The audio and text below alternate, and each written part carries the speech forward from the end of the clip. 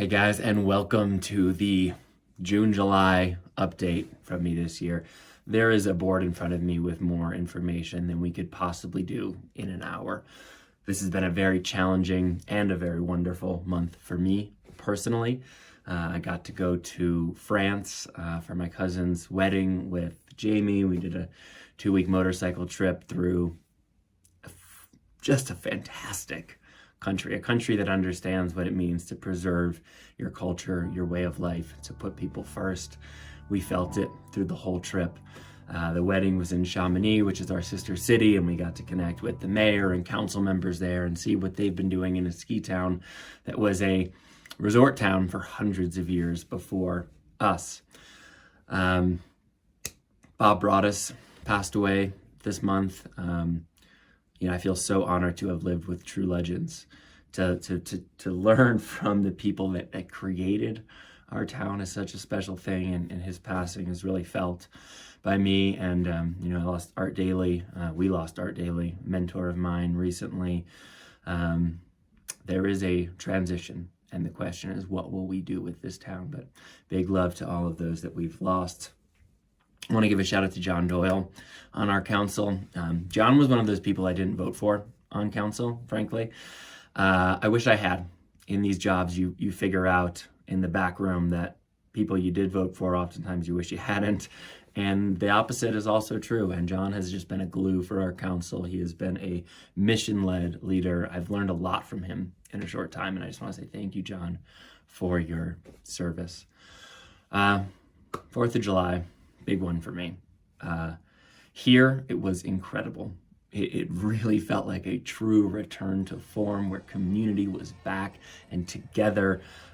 We just had art in the street all day as I rode in the new electric Tesla police vehicles with the 8 and 12-year-olds who designed them, which is just the coolest thing ever. And in my hometown, there was a mass shooting. The first bullets landed exactly where my family sits every year after breakfast at Walker Brothers. And it was just another unbelievably salient reminder of the mental health crisis in our country. And if you think it's not here, it is. If you think that can't happen here, it can. My girlfriend asked me the next day how I was feeling, and I just said I was so incredibly conflicted. I was shocked and not surprised at all. If you gave me one word to describe why all of this is happening, it's disconnection. We as humans are social animals.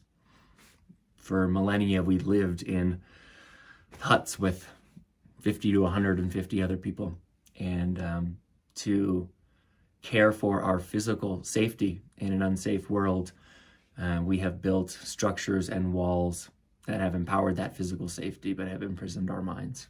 And these poor children, and that's what they are. They're small boys who feel so tortured and disconnected and unincluded that they choose to take the lives of others in horrific ways, and they spread that toxicity out. Do we need big reforms? Yeah. There's no question. The gun, especially the assault rifle, is a mass accelerant of these tragedies, but it is not the cause. That same weapon in the hands of a healthy person or the home of a healthy person does not inflict damage like this.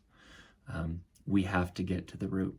And my message has been hug one stranger each day. You just never know who needs it. You never know. My sisters met this shooter. This happened in my hometown. The bullets landed where we sit every 4th of July, the first ones. You just never know who could have walked into his dad's shop and given him a hug 6 years ago before it was too late, or had him see a 4th of July clarinet performance and thought, I'm going to put my energy into that,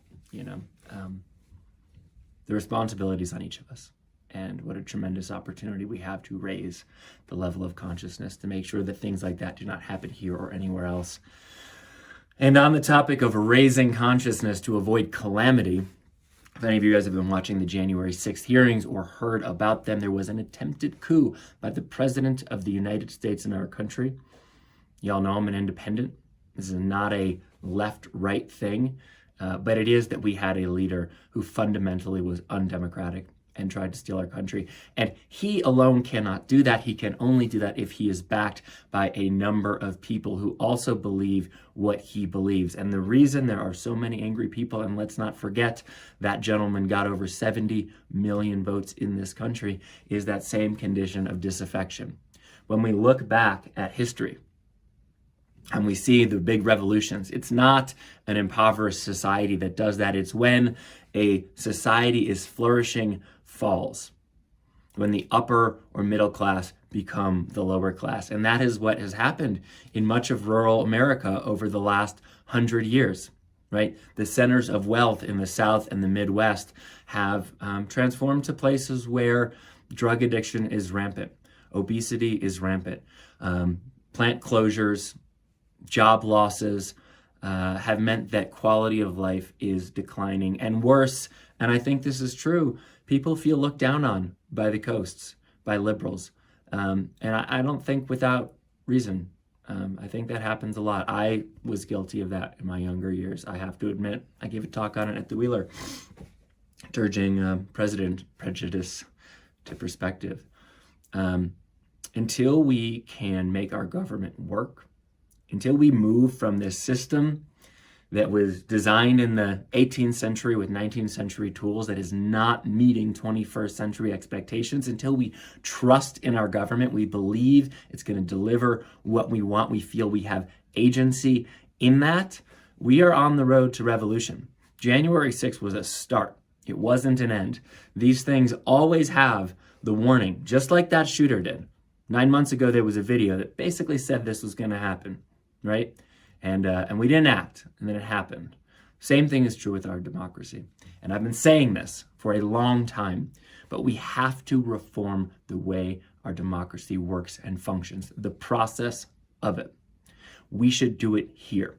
Those of us who are privileged enough to have that opportunity have the responsibility to rise to it, to create systems where we do. And though this distrust in government has not been here, it is now arriving here. Because in our survey this month, we had a 19% decline in Aspenites reporting that they believe we are, as a government, doing a good job. That's terrifying. So this is the time. I'm very excited to see the first step of that in what's called our North Star program. This is a program that is going to basically completely realign, if we do it correctly, from goal setting at the council level into the budgeting process, down to the departments, into measurable, tangible goals to meet those outcomes across the organization, and then live in a dashboard where the community can go in and track in real time what's happening, how we're doing, where we're succeeding, where we're failing, and where we are stagnant. And they'll have an opportunity to participate. You'll have an opportunity to participate in that in some fashion. There's a lot of details to come, but this is the type of thing we're doing. But we have to completely revolutionize the way we do engagement, how we talk to one another, our communication, our workflow, our transparency. The work we're doing actually right now is incredible. That message isn't coming through, and I'm aware there's always a 5-year lack, because when we start talking about things to the time they get implemented, to the time they end up in your life, takes, unfortunately, 5 years. But there we are. The Bikeways. No one likes this one. It's weird. It's sort of designed by a camel. It's a 3-month test. Again, the vision I hold is bolder. It's bigger. Let's remove all the private vehicles from downtown Aspen. Let's make sure we have on-demand, all-electric vehicles to get you, your family, your grandma, anywhere you want to go at any time for free. Let's grass in the streets and put a row of small, affordable businesses down the middle that are rent controlled, so you can go to a locally owned, locally operated, affordable restaurant, etc., which, by the way, we saw all over France. Saint-Tropez, one of the most expensive places in the world. You can get affordable food. Why? Because there's public land with small stalls delivering it. Guys, we are already at 10 minutes. I'm going to do a follow-up video on the moratorium and STR from the perspective of affordable housing. And until then, be love, be peace.